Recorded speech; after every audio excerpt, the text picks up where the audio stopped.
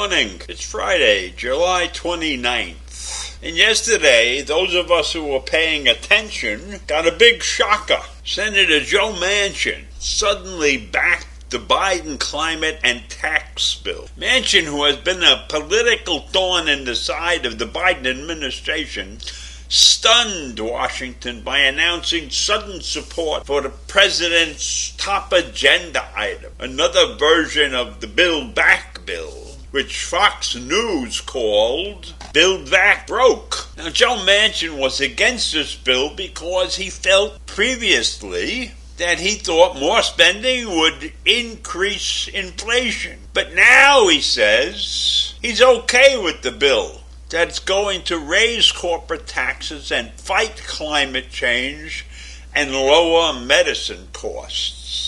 Now, he was against the fight of climate change because that goes in the face of the coal and oil industry. And we know that his family owns a big coal business in West Virginia, and his son is running the business. The business is in a blind trust. But Joe still has millions of dollars tied up in the coal industry.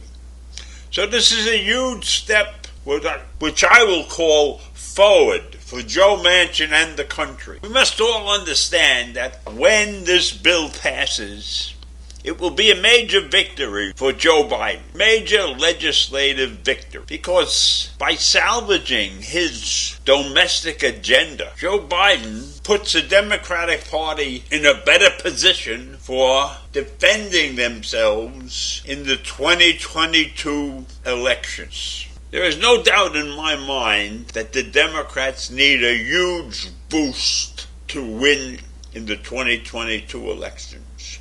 Because if they fail in the 2022 elections and lose control of Congress, then Joe Biden's presidency will be a joke. He's having a lot of problems right now in getting anything done because of the splits in Congress and the lack of compromise.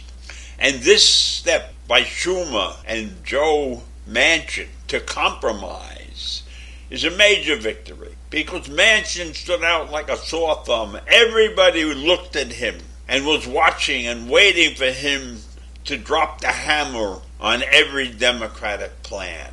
So, this is a big, big step forward for the Democrats. And let's hope they really are able to finish the job properly. So nobody's quite sure why Manchin changed his mind, but he just got over a bout of COVID, large as it was first announced. They cut some stuff out of the bill. And one of the things that is not in the bill, which is critical to states like New York and Connecticut, is the salt taxes are remaining the same. So we're not getting the tax rate that we would have hoped for in New York and in Connecticut. You all remember that infamous deal that President Trump put forward, right?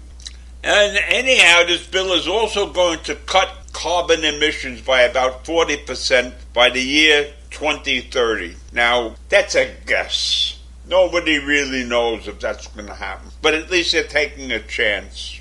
And they're giving tax credits. They're going to give tax credits for solar panels and wind turbines and electric vehicles.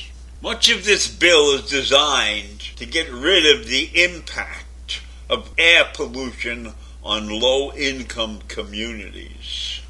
A big piece of this legislation is a minimum income tax on corporations, a tax of at least 15%. So that means that companies will not be able to hide all of their money using the 100 and some odd exemptions that they are entitled to. So it means if you make a couple of $1 billion, you're not going to be able to avoid paying all the tax. You will still be required to pay a minimum of 15% of that money. And that's a good thing. Even though I believe that the exemptions are really the big problem, and probably most of those should have been eliminated. We still have exemptions and subsidies that we provide to businesses that are 100 years old. And they were put in place because at the time those organizations were in industries that were baby industries. They were just getting started. And so they needed help from the government. But they no longer need those helps, those exemptions. So the 15% minimum tax is a big deal. And I can bet there will be many, many Republicans fighting for that. You know, a side issue that might occur is if corporations have to pay a minimum 15% tax, then maybe they'll stop using that excess money that they saved for campaign funding. Maybe the minimum tax will eliminate the campaign funding that goes on. So the bottom line on this bill is smaller than the Build Back Better bill, but at least we're getting something done. It's not as ambitious as the plan to comprehensively rewrite the U.S. health and education and climate and tax laws. It couldn't get all of that in there, but it's something. It's a start.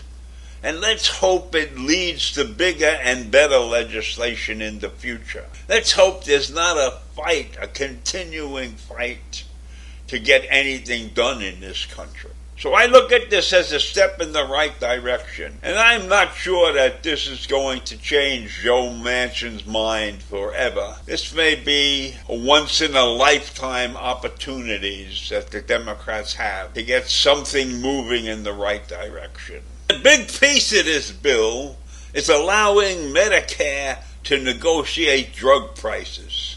I almost forgot that. I'm so excited about what's going on. So before I forget anything else, I'm going to say goodbye. So I'll see you tomorrow. Have a great day. Bye.